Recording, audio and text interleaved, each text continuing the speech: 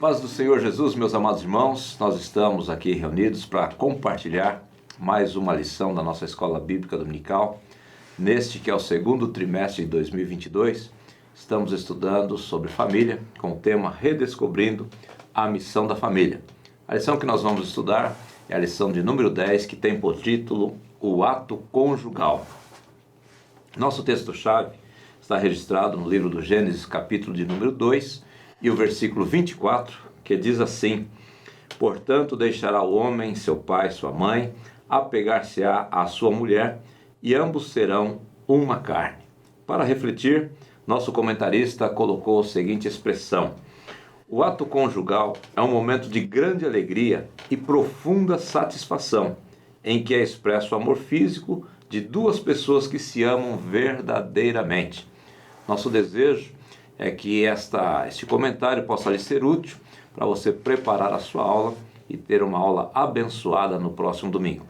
Tenho o privilégio de ter comigo aqui neste comentário pastor Fábio Eusébio, que é o comentarista da revista desse trimestre e que vai, juntamente comigo, compartilhar com vocês este material. Paz do Senhor Jesus, meus queridos irmãos e irmãs, professores, com muita alegria e satisfação que estou aqui nesse subsídio, nessa gravação de subsídio junto aos irmãos. E para mim é uma alegria tratar de um assunto que para muita gente tem sido aí um grande tabu, não só vamos dizer assim, nas idades mais avançadas, né, com os irmãos mais idosos, como também entre os adultos e entre os jovens, né? E nós acreditamos que essa lição será de extrema importância pelo seu conteúdo esclarecedor e que seja de fato um momento de muita bênção para a vida de todos nós e nossas famílias. Muito bem, queridos, dando prosseguimento, a nossa leitura bíblica ela está registrada em Gênesis capítulo 2, versículos 24 e 25, e também 1 aos Coríntios, capítulo 7, versículos 1 a 5. O assunto que nós vamos abordar nesta semana, no próximo domingo, como já dito pelo pastor Fábio, é um assunto que de certa forma é um tabu, é um assunto muito importante, mas pouco comentado, pouco avaliado por essa questão de termos algumas dificuldades de tratar alguns assuntos. A nossa oração é que ele seja tratado com a responsabilidade necessária, sem omitir aquilo que a Bíblia trata do assunto, mas também sem vulgarizar, porque algumas pessoas às vezes se empolgam e acabam vulgarizando o tema. Então nós queremos tratar com muita responsabilidade, muita seriedade esse assunto e queremos também que os irmãos abordem com a responsabilidade necessária que o assunto exige. A nossa introdução, o pastor Fábio já nos convoca para um acordo, né? Para não usarmos a expressão relação sexual e trocarmos ela por ato conjugal, que é o tema, então, que é o título da nossa lição. Apesar da Bíblia não ser um tratado sobre o assunto sexual, ela também não silencia sobre o relacionamento conjugal. Nós vemos em Hebreus capítulo de número 13 e o verso 4, e o texto que eu vou ler aqui é o texto da NVI, que eu achei um pouco mais apropriado, diz assim: o casamento deve ser honrado por todos, o leito conjugal conservado puro, pois Deus julgará os imorais e os adúlteros. Então nós vamos ver aqui no nosso primeiro tópico qual que é o ponto de vista da Bíblia sobre esse assunto.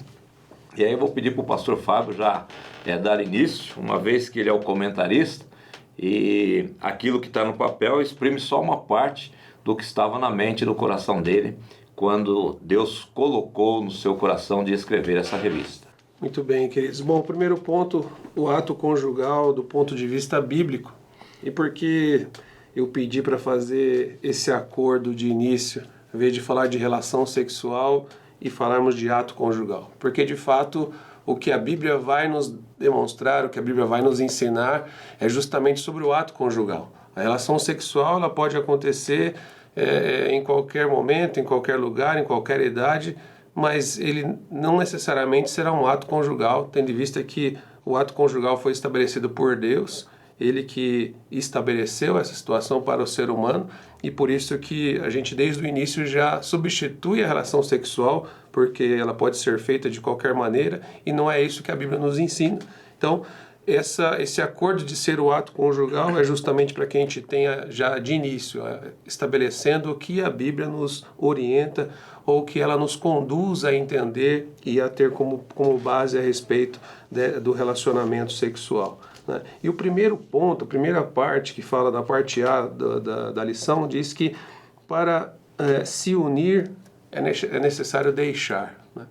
E muitas pessoas, ao ler Gênesis, no ponto de vista do matrimônio, entendem que o casamento ele pode acontecer mesmo eu se mantendo ligado fisicamente, emocionalmente, financeiramente aos meus pais, mas na verdade a Bíblia ela nos dá uma direção de que para que você constitua a família, você primeiro precisa deixar. E esse deixar é literal, ele é físico, ele é geográfico, ele é emocional, ele é financeiro. Justamente para que se tenha uma independência e você deixe muitas funções de filho e passa a ser um homem, passa a ser uma mulher, uma esposa, um marido, para constituir um novo lar. E para que você possa se unir fisicamente, você precisa primeiramente ter deixado seus pais, você precisa primeiramente ter que firmar o seu matrimônio, firmar o seu relacionamento, firmar o seu casamento, ao unir-se matrimonialmente com a sua esposa, com o seu marido, e aí sim, a partir do momento que você deixou de ser apenas filho, deixou de ser apenas alguém dentro da casa da sua família anterior, e aí você constitui uma nova família, aí sim você está sendo guiado ou orientado ou direcionado segundo a vontade de Deus, de que a partir deste momento, constituindo família, constituindo matrimônio, você deixou primeiro para depois se unir. Não dá para a gente fazer o contrário. Não, eu primeiro vou me unir, primeiro eu vou testar, primeiro eu vou ver se é bom, e aí se for, então eu me uno. E aí a Bíblia, na verdade, ela vai dizer o contrário. Primeiro você deixa, você assume a responsabilidade daquela nova família, e aí você está apto para você se unir fisicamente com a sua mulher, com o seu marido. E, portanto, a gente entende, no ponto B, que aí se dá o direito de ser somente para os casados, justamente por conta desse deixar para se unir. E o ato conjugal, ele fora do casamento, como eu havia predito, né, ele é simplesmente sexo, ele é simplesmente um ato sexual. E o ato conjugal, na verdade, ele envolve uma série de fatores que a gente vai estar discorrendo ao longo da revista a respeito desse ato tão importante que Deus estabeleceu para nós. Eu considerei aqui, Fábio, nesses dois primeiros pontos que você abordou aí, para se unir é necessário deixar, e também é um direito somente para os casados. Eu coloquei duas palavrinhas aqui. No primeiro eu coloquei compromisso. Que é necessário que os cônjuges, né, tanto o marido quanto a esposa, eles estejam dispostos a assumir um compromisso, primeiro diante de Deus, também com os pais e com a sociedade, de abrirem mão, deixarem para assumir o compromisso de se unirem e formar uma nova unidade familiar.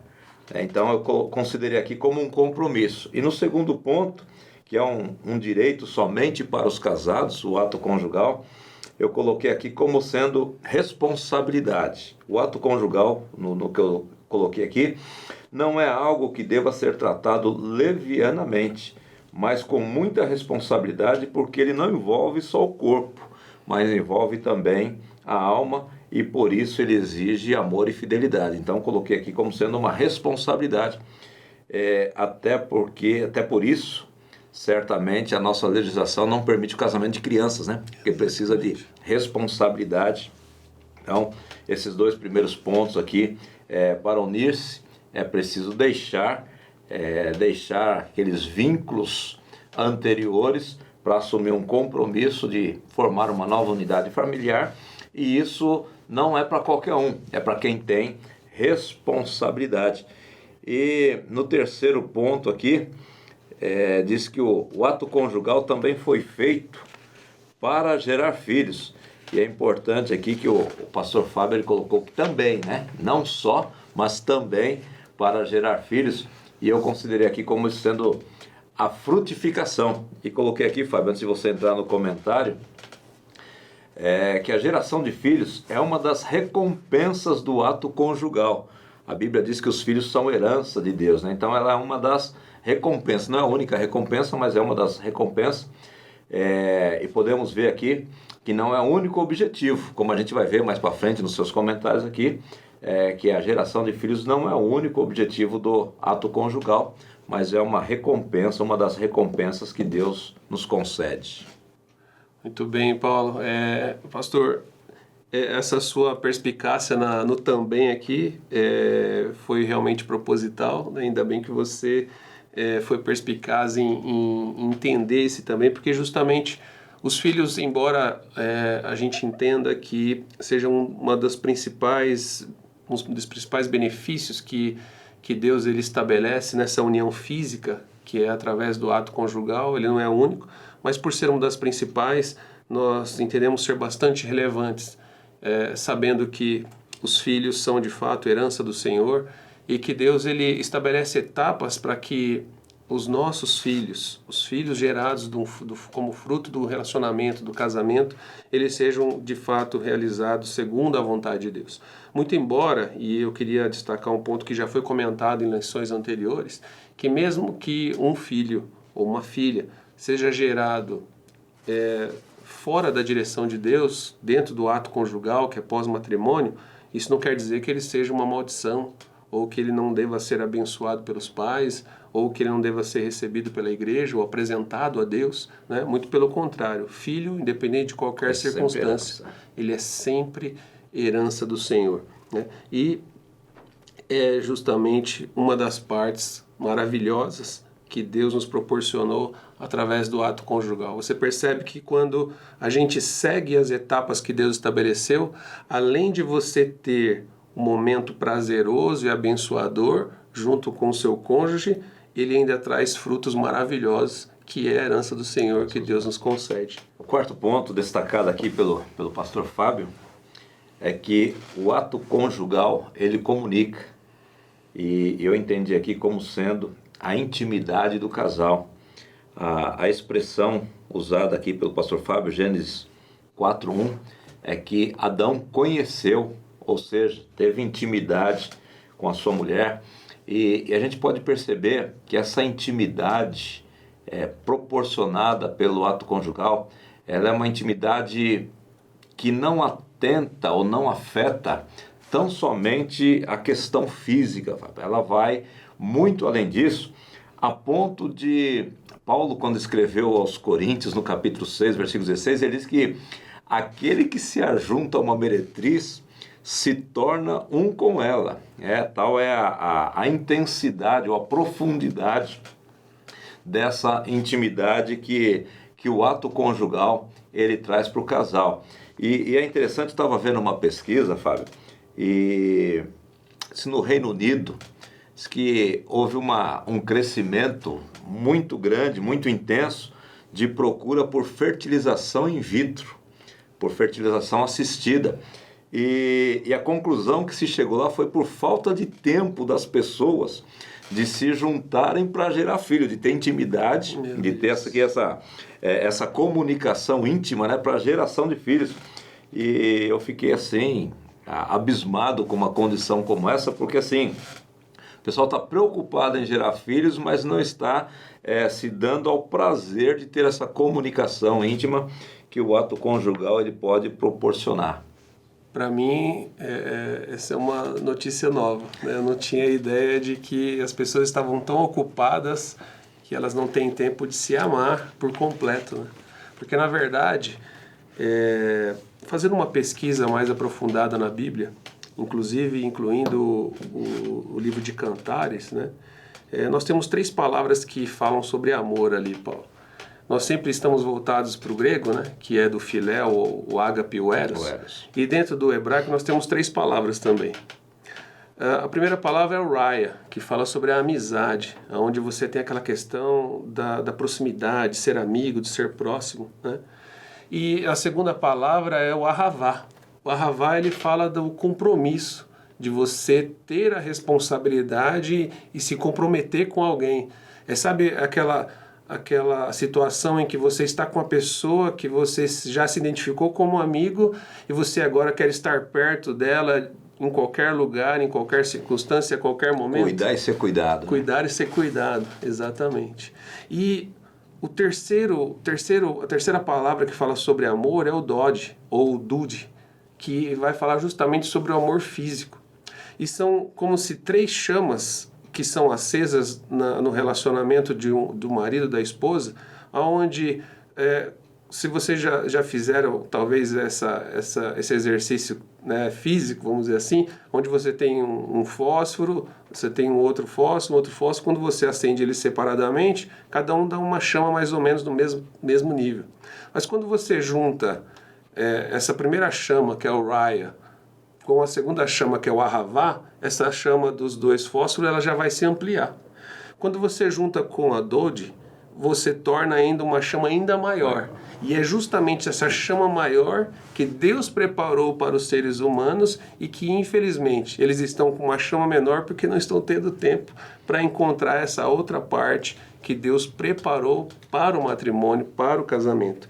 E por que ele comunica? Justamente por causa disso. Ele completa a comunicação de uma intimidade tão grande, porque ela envolve a parte física, ela envolve a parte emocional, envolve a parte espiritual. Por que isso acontece? Porque há uma entrega tão profunda entre o homem e a mulher em relação ao ato conjugal, porque quando inclui a parte física, como Adão acabou conhecendo Eva na sua profundidade fisicamente, ele também já a conhecia emocionalmente e já a conhecia espiritualmente. Então, quando se conclui essa terceira etapa, que é pós-matrimônio e permitido pós-matrimônio, você tem esse conhecimento, essa intimidade no seu mais alto grau de profundidade. E conhecer na intimidade foi algo que Deus estabeleceu só para quem, de fato, assumiu um compromisso, como você bem disse anteriormente. Então, o ato conjugal, ele é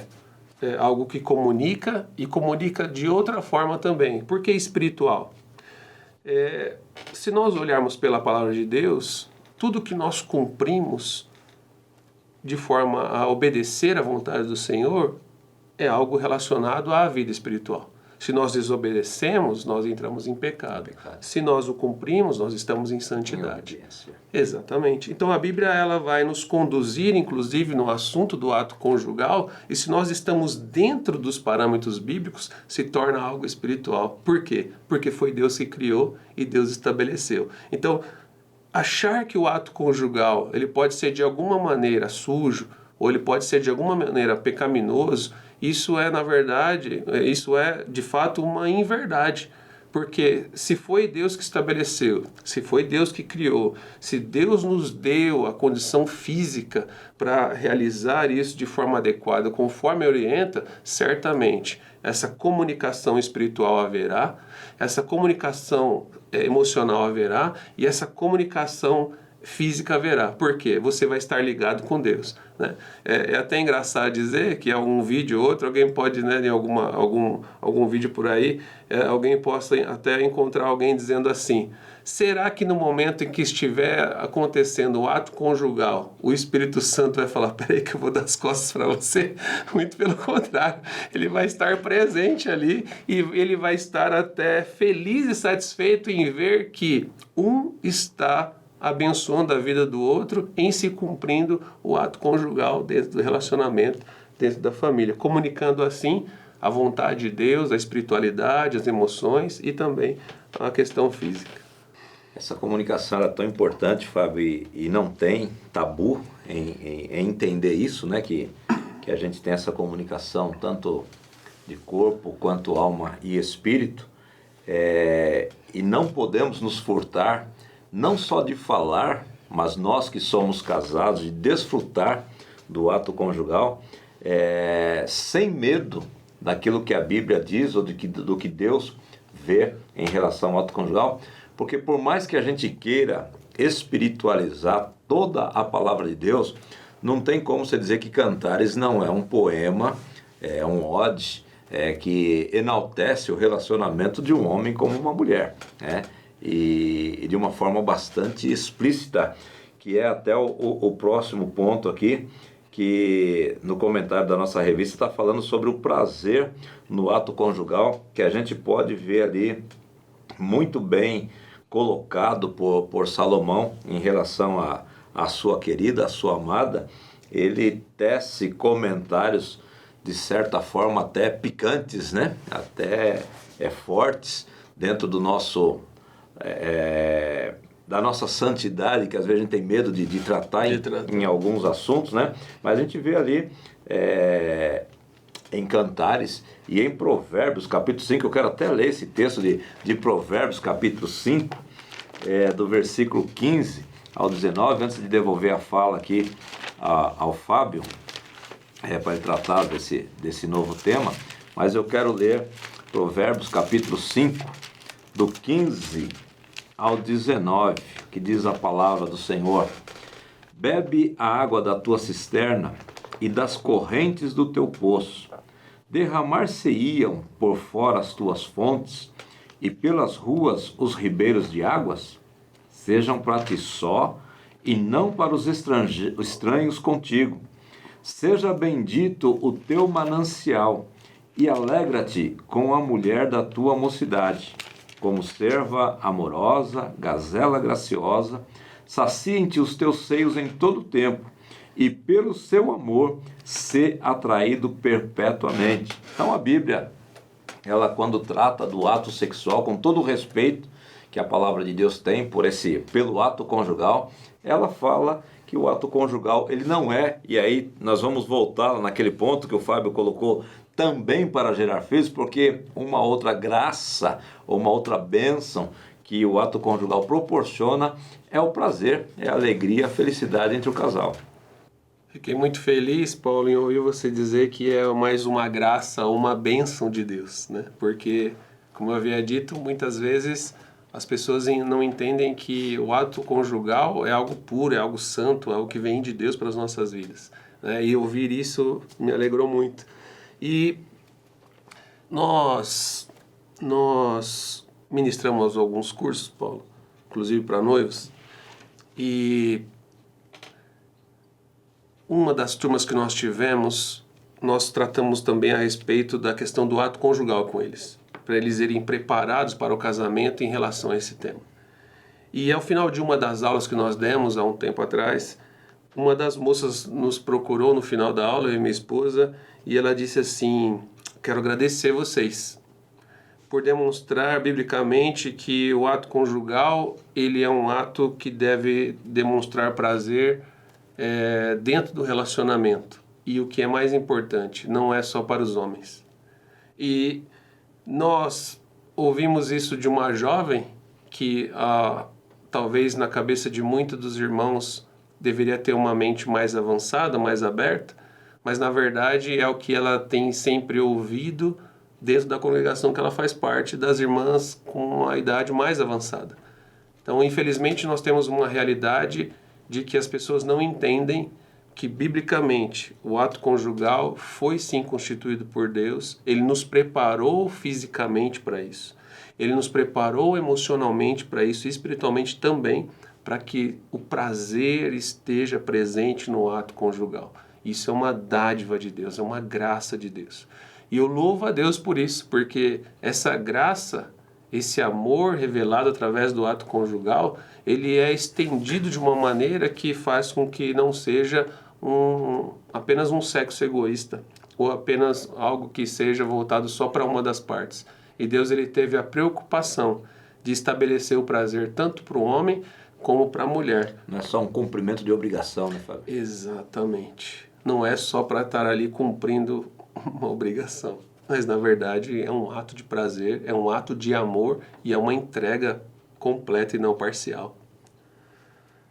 Uma coisa só que eu queria dizer é que no versículo 20, no versículo 19 que você leu de Provérbios, na minha versão, na última palavra diz assim: na última parte, né?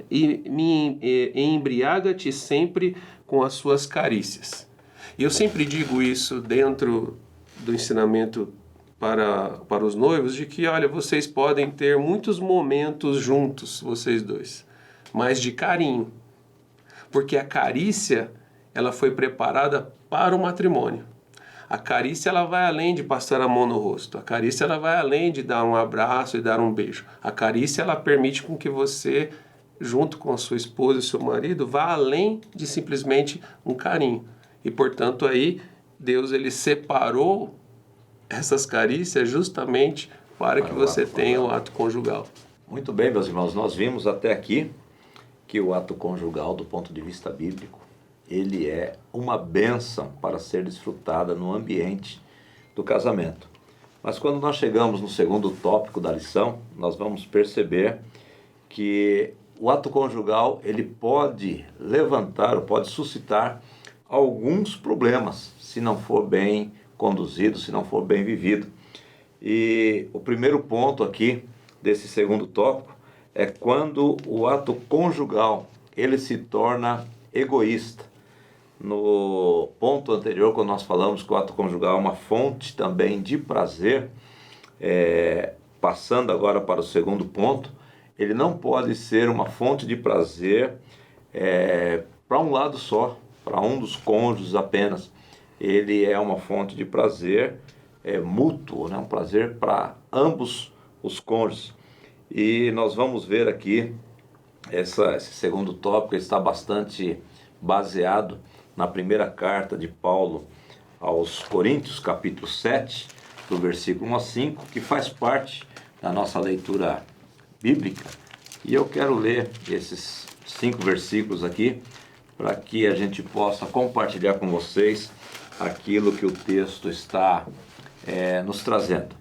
Primeira aos Coríntios, capítulo 7, versículos 1 a 5, a minha versão é Revista e Corrigida, diz assim: Ora, quanto às coisas que me escrevestes, bom seria que o homem não tocasse em mulher, mas por causa da prostituição, cada um tem a sua própria mulher e cada uma tem o seu próprio marido. O marido pague à mulher a devida benevolência e da mesma sorte a mulher ao marido. A mulher não tem poder sobre o seu próprio corpo, mas tem-no o marido. E também da mesma maneira, o marido não tem poder sobre o seu próprio corpo, mas tem-no a mulher. Não vos defraudeis um ao outro, senão por consentimento mútuo, por algum tempo, para vos aplicardes à oração, e depois ajuntai-vos outra vez, para que Satanás não vos tente pela vossa incontinência. E aí, Fábio, o que seria então um ato conjugal egoísta? O ato conjugal egoísta, Paulo, é quando a pessoa entra no relacionamento nessa questão da parte física e ela pensa só em si mesma. E é bem verdade que quando nós vamos perguntar para alguém por que você quer casar, a maioria das pessoas dizem que quer ser feliz, né? Querem ser felizes. E aí a gente já vê que está começando errado, né? Como a gente aprendeu alguns anos atrás, que a gente casa para fazer o outro feliz. E se dentro do casamento a gente precisa ter não só o Raya ou o Filéu, que é da amizade, a gente tem que ter o ágape e tem que ter o ahavá. Esse amor, ele vai buscar com que o outro seja feliz, inclusive no ato conjugal. E, infelizmente, né, as pesquisas dizem que 30% dos problemas que as famílias vivem está relacionado ao ato conjugal. E eles não entendem justamente que o outro tem uma necessidade que precisa ser atendida. Quando é que eu amo o outro? Quando é que eu amo o próximo? Que inclusive é o segundo mandamento. Amarás a teu Deus é o primeiro e o segundo é amar o próximo. Quando é que eu amo o meu próximo? Eu amo o meu próximo quando eu atendo a sua necessidade. Quando eu supro a sua necessidade. Deus nos amou de que maneira? Suprindo a nossa necessidade. Qual era a nossa necessidade? Nós precisávamos ser perdoados, nós estávamos afastados deles, destinados à morte e à condenação eterna, e Deus ele nos amou suprindo a nossa necessidade, que foi enviando o seu Filho para que os nossos pecados foram perdoados.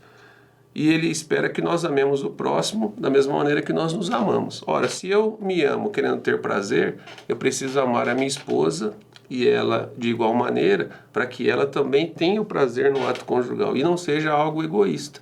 Então, olha como é interessante você ter as 3 chamas dentro do casamento. Você é amigo e você é amiga dentro de um relacionamento onde vocês conseguem se comunicar e vocês comunicam as suas necessidades entre si como amigos. No amor ágape ou ahavá, você identifica a necessidade que é a segunda chama e você vai trabalhar para que essa necessidade seja atendida, e aí entra o dod ou o dude ou o eros, que é justamente a necessidade física, carnal do relacionamento.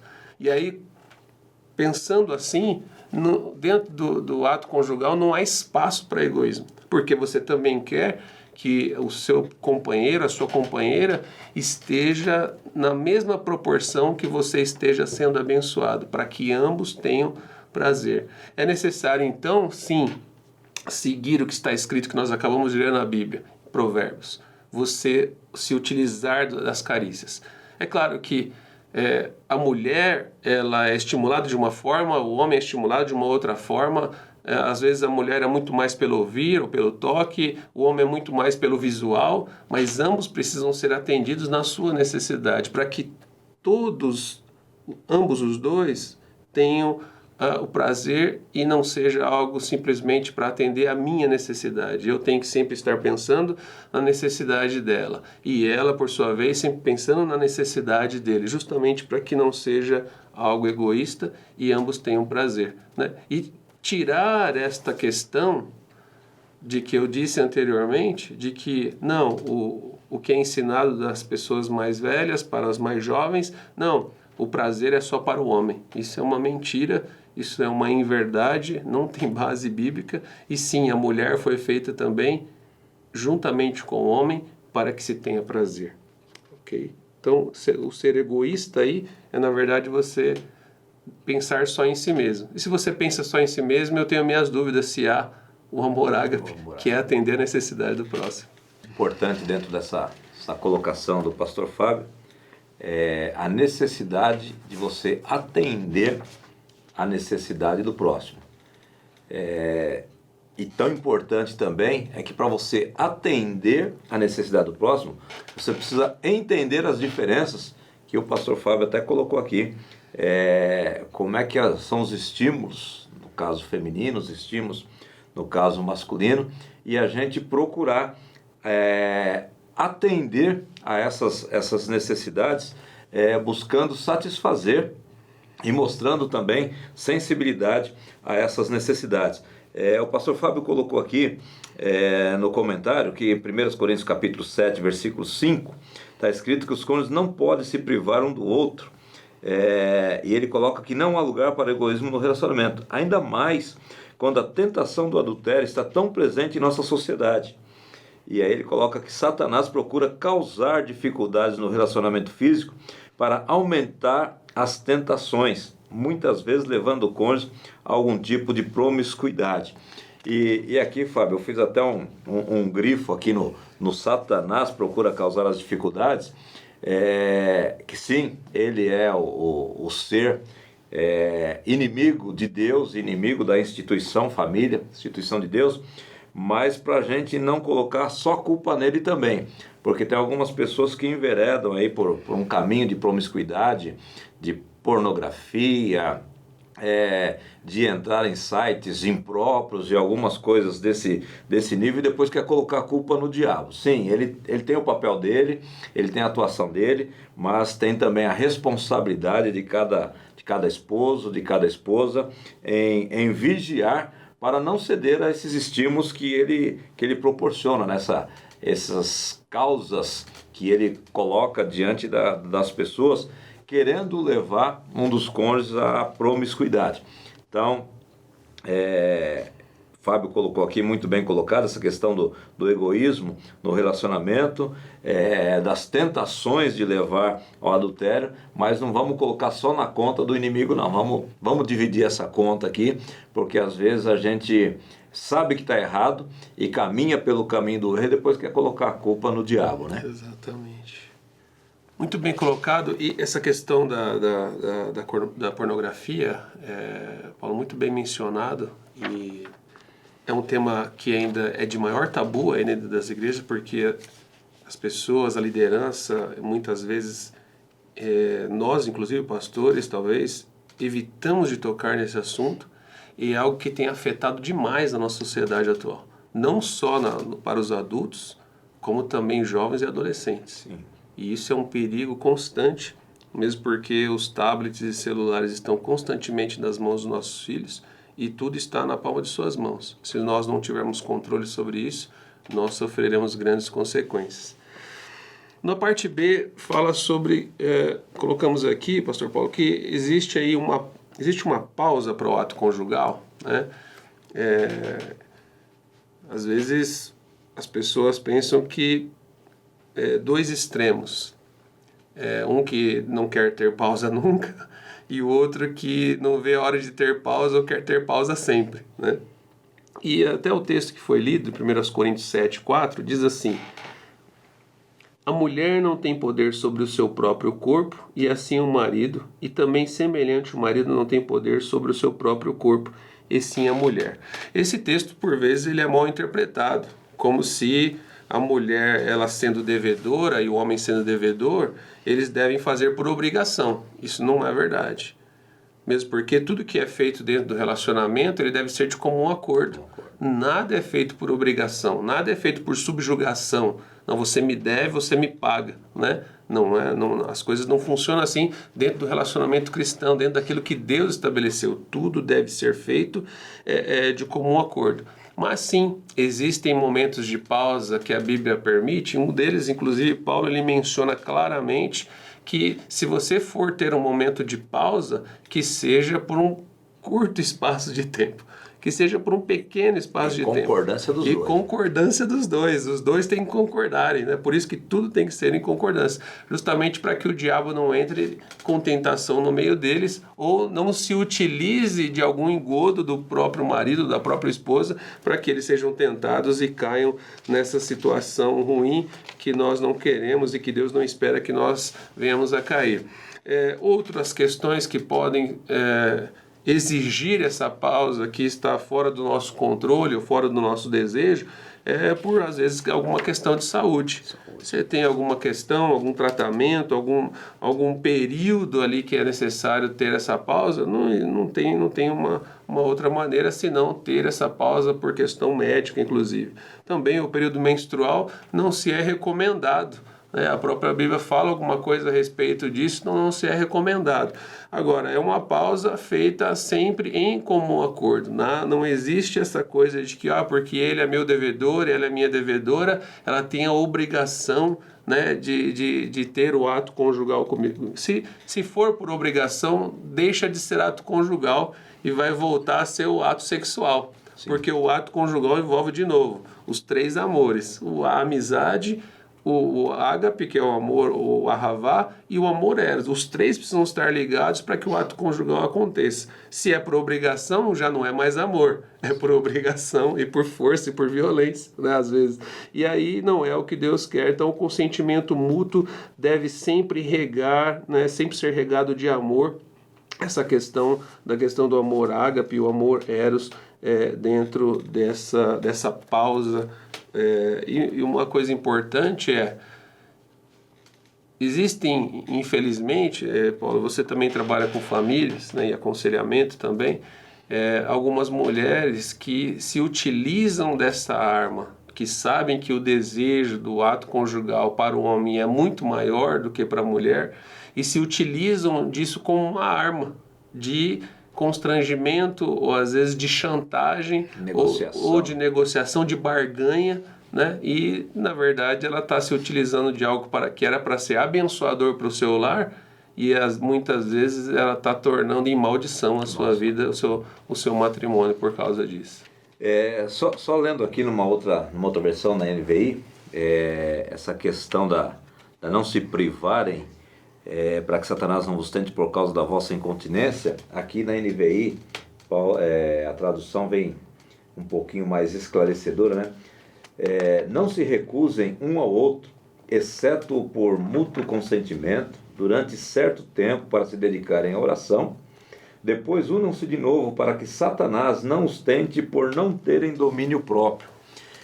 E essa questão aqui também, que Paulo coloca para se dedicar em oração, não é que se você tiver a conjunção carnal, se você praticar o ato conjugal efetivamente na questão física, a oração é impedida. Ele está falando aqui de um propósito de oração. É como se fosse um jejum sexual, e não que se você tiver o ato conjugal, a sua oração é impedida, é atrapalhada, não. O que ele está falando aqui, se os dois unidos, de mútuo consentimento, quiserem fazer um propósito de se abster por um período, e ele fala que é um período curto, para que Satanás não tente por causa da falta de domínio próprio. Então, não vamos pegar esse texto bíblico aqui e dizer que a oração impede o ato conjugal ou o ato conjugal impede a oração. Nada disso, até porque a gente já falou aqui diversas vezes que nós temos também o vínculo espiritual, porque estamos cumprindo a vontade de Deus. No terceiro ponto aqui, Fábio, a afirmação é que o ato conjugal não deve existir fora do casamento, ou seja, o ato conjugal é algo que Deus instituiu e estabeleceu para que seja cumprido dentro do casamento, dentro do relacionamento entre esposo e esposa. Sobre esse ponto, eu gostaria de ler novamente, pastor, onde você já havia lido, em Provérbios capítulo 5, o versículo 17, que diz: sejam para ti somente e não para os estranhos contigo. Seja bendito o teu manancial e alegra-te com a mulher da tua mocidade. Se é para ser contigo, não é para ser com outra, e nem com outra, né? A Bíblia vai nos orientar que o que está reservado para o matrimônio deve ser de um para com o outro. Não existe um relacionamento tríplice a não ser pela presença de Deus como terceira pessoa ali dentro do casamento ou dentro do relacionamento. Então, seja para ti e não para os estranhos contigo. Tudo que for fora dos cônjuges, entre o marido e a mulher, ele é tido como estranho, porque ele não foi feito para estar juntamente com eles.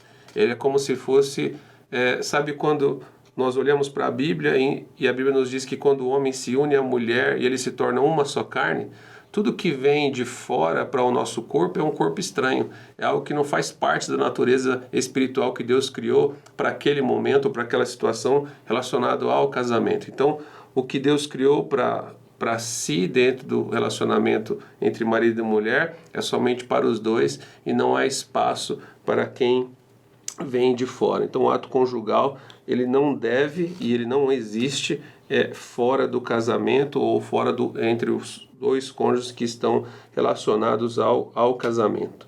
E portanto não há espaço para poligamia, não há espaço para qualquer outra prática que não seja esta que Deus estabeleceu em relação ao matrimônio.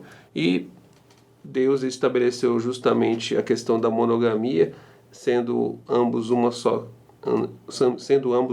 carne, então não existe qualquer outro tipo de alternativa ou participações extraconjugais dentro desse relacionamento. Só vou ler esse versículo 17, Fábio, aqui na NVI. Na NVI tá melhor. Que ele diz assim, que elas sejam exclusivamente suas, nunca repartidas com estranhos. Então é mais esclarecedor, né, esse texto. E só fechando aqui esse terceiro ponto, quando o Fábio fala de não ter estranhos envolvidos, porque aí senão torna-se uma relação ilícita, se é fora do casamento. E a Bíblia no Novo Testamento ela usa a palavra porneia, né? Porneia ou porneia, dependendo da forma que você quiser citar, que são para todo tipo de relacionamento que está fora desse tópico aqui, que existe fora do casamento, que seria adultério, fornicação, prostituição e todo outro tipo de relacionamento íntimo que está fora do propósito de Deus que é o casamento. Posso fazer só um adendo, Paulo? Assim, na verdade é um comentário adicional que eu escrevi aqui e que infelizmente a gente tem visto bastante problemas nesse sentido, que é o marketing da sua intimidade, né? E eu estudei um pouco sobre marketing, e o marketing é para alguma coisa que você quer oferecer para o outro, né? Então, falar da intimidade do casal, falar da intimidade do cônjuge, é como se você estivesse fazendo um marketing para o outro. Então, ou é um marketing positivo ou é um marketing negativo. O marketing positivo é quando você exalta o seu ato conjugal e coloca lá em cima como sendo o melhor. Certamente, alguém vai estar ouvindo e pode despertar interesse em alguém. E o marketing negativo também tem o seu problema. Porque quando ele fala que o ato conjugal é ruim, ele fala, bom, essa mulher está sendo mal amada, esse homem está sendo mal amado. E aí a carência pode florescer e alguém tirar vantagem dessa situação. Então o ideal é que se você estiver passando por alguma dificuldade ou algum problema, que você possa procurar pessoas de confiança e pessoas certas, e mesmo assim com muito cuidado, com muita cautela, e eu sei que é necessário fazer isso porque muitas pessoas têm passado por esse tipo de problema.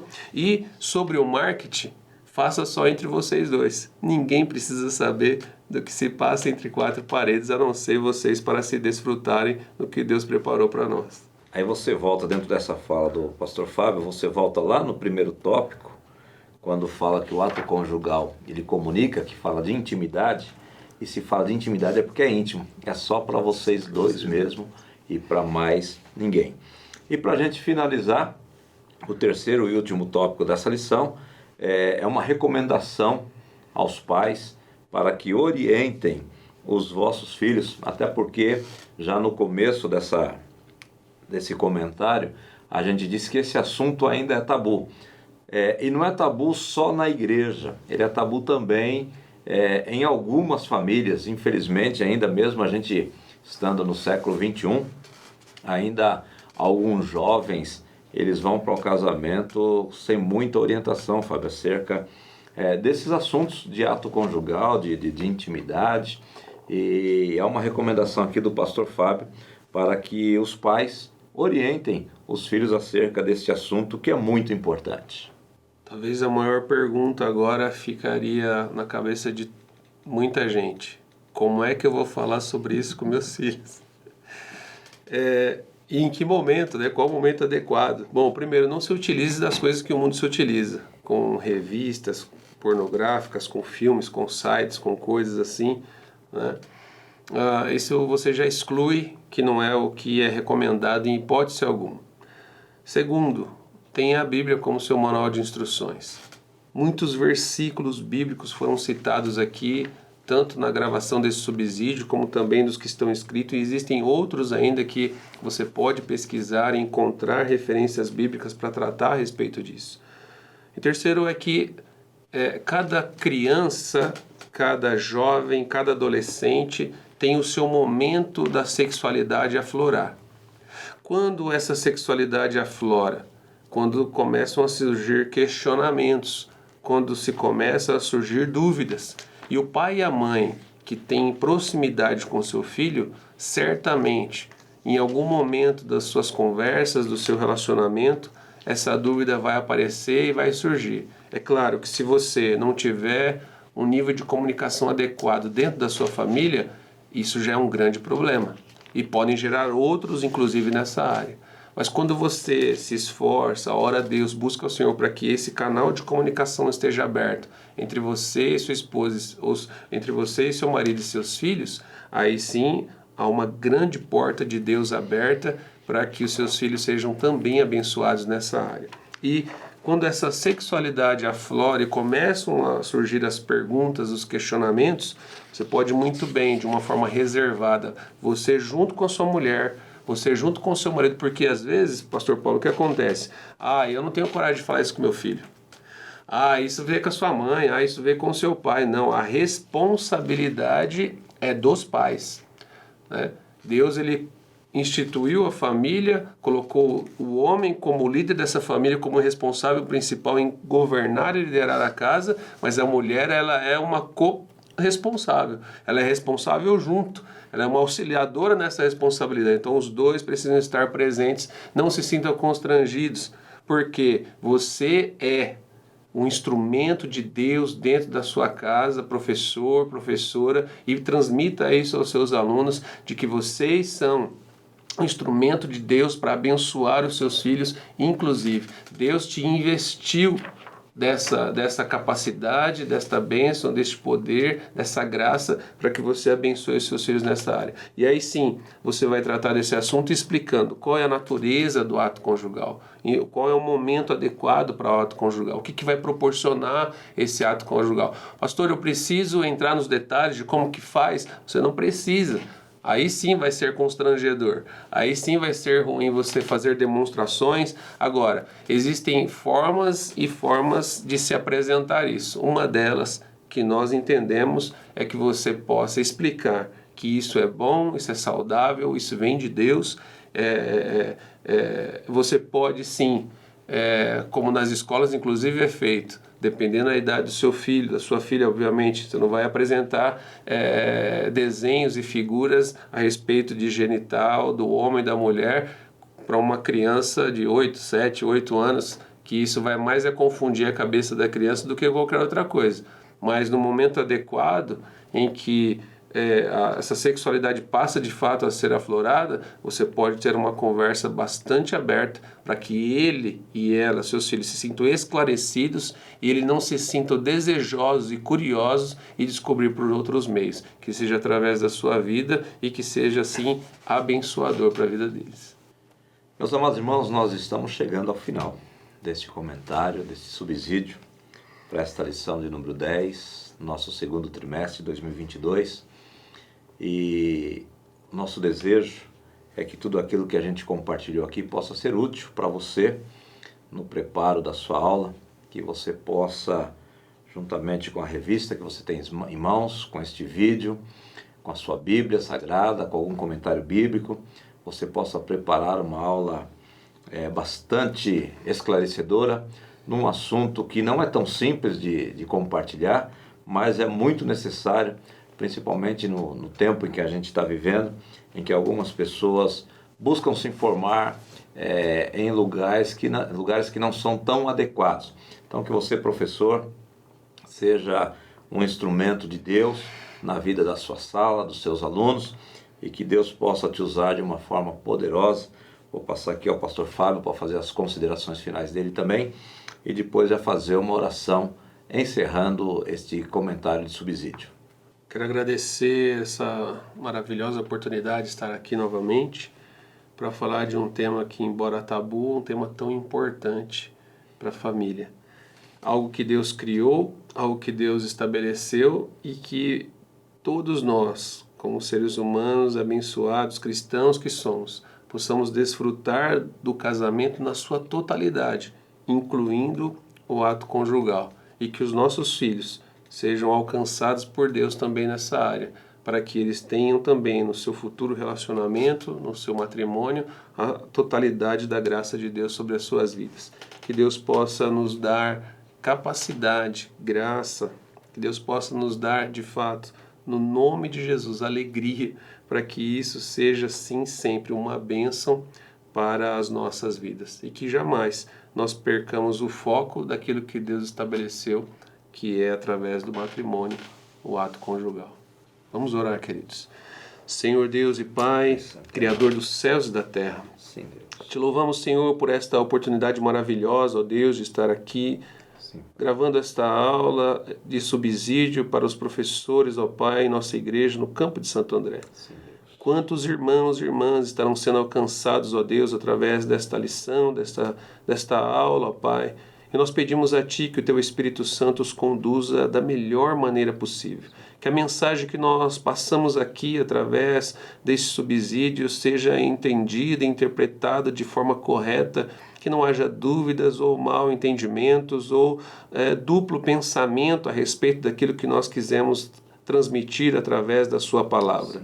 Deus, que seja assim, Senhor, este subsídio para a edificação de famílias, que seja assim para abençoar os lares, ó Pai, que seja assim para fazer com que a sua igreja cresça ainda mais forte e baseada na tua palavra para glorificar o teu santo nome. Deus, é no nome de Jesus que nós oramos a ti e te agradecemos, Senhor. Amém. Amém.